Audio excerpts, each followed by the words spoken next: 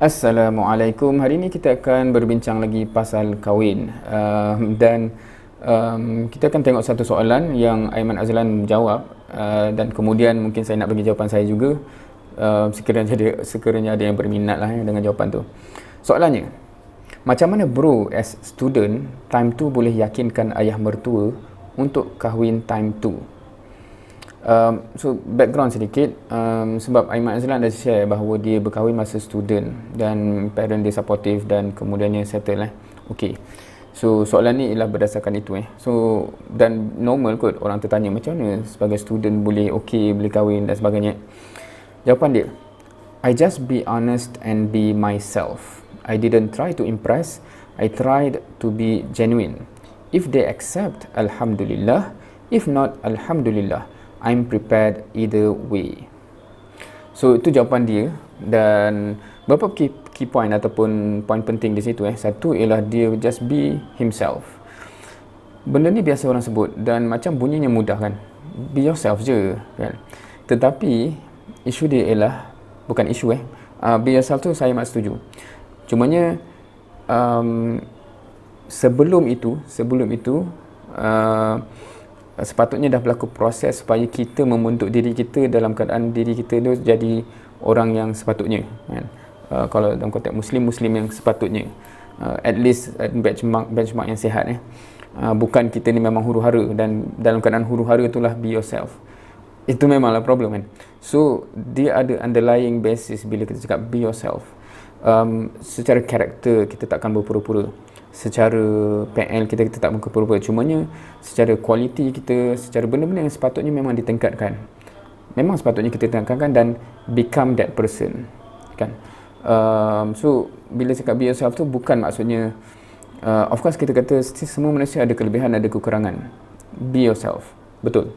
Tapi bila kita cakap ada benda dalam dunia ni, dalam kehidupan ni adalah pilihan. Dosa dan pahala itu pilihan. Kita tak boleh kata saya bergolongan dosa. Be yourself itu lawak. Tak, itu pilihan itu choice. Be yourself tu mau kepada, kalau saya ni pendiam, nak konon-konon depan dia jadi orang yang berbeza ke? Tak, be yourself kan. So itu pada saya bila cakap be yourself itu maksud dia. So bukan bermaksud saya selama ni tak kerti apa. Tak apa. Tak kisah ilmu tak apa, be yourself. Bukan maksud itu itu problematic kalau dimaksudkan begitu.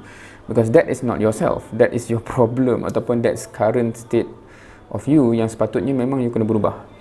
Tapi bila kita cakap pasal karakter, kita cakap pasal ada benda-benda yang memang kita begitu dan memang itu perbezaan setengah orang kata extrovert, introvert. Saya ni amat introvert so dia tak boleh nak depan dia tiba-tiba berpura-pura kemudian asal awak kan? Walaupun itulah maknanya orang yang introvert tapi telah berlatih untuk boleh cakap dengan orang to a stand level, at least saya dah berlatih untuk bercakap dengan depan kamera contohnya. So kadang-kadang orang tak percaya saya introvert. So bila jumpa tu, kenapa kau ni kan sombong so tak memang kita tak kerti, kita kera sombong kita tu saya lah siapa yang kenal saya masa sekolah for sure dia tahu saya itulah karakter saya, kera sombong, tak kerti cakap dengan orang. Duduk seorang-seorang. Kalau semua kawan-kawan daripada tadika sampai sekolah menengah, semua yang jadi kawan, semua dia tegur saya dulu. Tak pernah, saya tak boleh ada memori yang saya pernah tegur orang dulu dan jadi kawan Dari tadika, ingat lagi kawan-kawan yang kalau sebut nama Rijal dan sebagainya, siapa, kalau kebetulan tengok, kenal lah, dia tahulah dia kan. Ingat lagi masa kita duduk seorang-seorang, lepas tu dia datang kan. Tak ada, macam dia kesian tak ada kawan kot kan. Nama siapa dan sebagainya. So that's me. Apa nak cerita tadi? Okay, bila cakap be yourself tu, itulah point dia maksudnya ada karakter yang macam itulah kita. So just be yourself.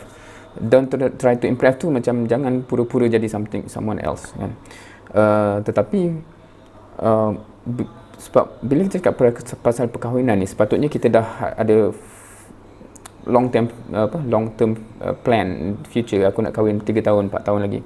So benda ni sepatutnya dipikirkan way ahead Saya dah berdoa untuk ciri-ciri pasangan hidup daripada paling lambat second year masa universiti Dan kita dah tahu kita nak rumah tangga yang bagaimana. So dah berdoa setiap hari, setiap kali lepas solat tu daripada second year, walaupun kahwin tu lepas grad, tetapi kita dah fikir secara serius benda tu lagi awal. So bila kita kata kita nak ciri macam ni, Allah dah janji at-tayyibun lit-tayyibin wa tayyibat lit-tayyibun. So kita kena jadi orang yang at least orang yang baik lah untuk Allah kurniakan pasangan yang baik contohnya. So be that at-tayyibun kan. So itu, then be yourself. Kita dah di situ alhamdulillah. So begitu itu pandang saya pasal konteks be yourself. Kemudiannya if they accept alhamdulillah, if they not, I'm prepared, alhamdulillah I'm prepared either way.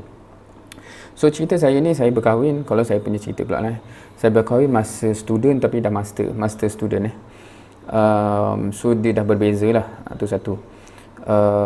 Alhamdulillah parent amat membantu, both side of parent, so proses jadi mudah. Isteri saya ketika itu adalah tak silapnya macam nak masuk final year study dia kot, degree so saya student master, dia student degree. So maksudnya lepas kita orang kahwin rasanya ada certain setahun roughly begitu yang kita orang kata PJJ, perkawanan jarak jauh, sebab saya buat master di UTM Skudai, dia buat degree di UM PJ. So weekend saya datanglah daripada Skudai ke KL ke PJ untuk jumpa isteri So maksudnya memang kita orang pun kahwin hanya at least pada isteri dia masa umur student. So memang persoalan ni memang orang akan tanya kan, macam ready ke dan sebagainya. So wallahualam, panjang pula video ni kan. Itu kita boleh bincang dalam waktu yang lain lah kot, kalau ada yang nak tanya macam mana dan sebagainya. Tapi at least dalam saya punya case tak macam Aiman Azlan, sebab saya at least dah grad dan dah bekerja. Kemudian saya sambung belajar tu pun under contract dengan JPA. So dah ada income lah basically begitu So dia tidak seterkejut kalau nak kata, ataupun tidak maknanya preparation ahead tu taklah sama level dengan Aiman Azlan, dan dia memang seorang yang saya amat respect pun. Wallahualam. Tapi going back here, saja saran saya lah, have a vision kan. Sebab setengah orang, saya jumpa ramai student lah yang masa even dia dah final year pun macam tak fikir seriously pasal kahwin lagi, which is saya rasa tak patut lah. Bukan saya, dan ini misconception orang ni macam apa nak fikir pasal kahwin calon pun tak ada lagi. Ini biasa dengar apa nak fikir pasal kahwin, calon tak ada lagi. Pada saya dia terbalik. Bila kita serius fikir pasal kahwin lah, macam contoh saya dan second year dah serius fikir pasal kahwin lah. Sebab tu saya doa pasal pasangan macam mana nak ada. Sebab tu saya dah ada gambaran aku kena jadi at least orang macam mana supaya Allah kurniakan calon yang macam mana dan sebagainya. Maksudnya calon tu datang afterwards, bukan dah ada calon kebetulan nasib lah ini calon aku, kita fikirlah nak kahwin. That's bukan nak kata terlambat, tetapi that's not ideal. Wallahualam, itu pandangan peribadi, based on pengalaman peribadi juga. Apa yang baik boleh ambil, apa yang tak baik boleh campak saja ke mana saja. Wallahualam, semoga bermanfaat. Jumpa lagi dalam episod seterusnya dalam pasal kahwin.